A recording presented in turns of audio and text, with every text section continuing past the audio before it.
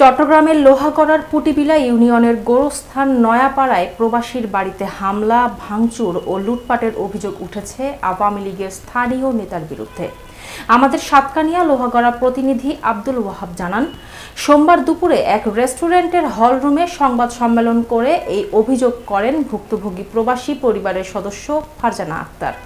তিনি জানান, প্রবাসী আব্দুল গফুর ও নাজিম উদ্দিনের বাড়িতে কেউ না থাকার সুযোগে স্থানীয় ওমর আলীর নেতৃত্বে একদল হামলাকারীর ঘরের আসবাবপত্র ভাঙচুর করে নগদ টাকা, স্বর্ণালংকার, প্রয়োজনীয় কাগজপত্র আর ব্যবহৃত মোটরসাইকেল লুট করে নিয়ে যায়।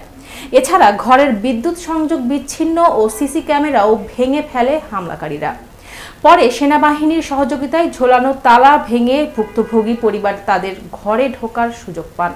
এ ঘটনায় প্রবাসীর মা রাবেয়া খাতুন 7 জনের নাম উল্লেখ করে লোহাগড়া থানার লিখিত অভিযোগ করেছেন। পরিবারের পক্ষ থেকে দোষীদের শাস্তি ও সঠিক তদন্তের দাবি জানানো হয়েছে।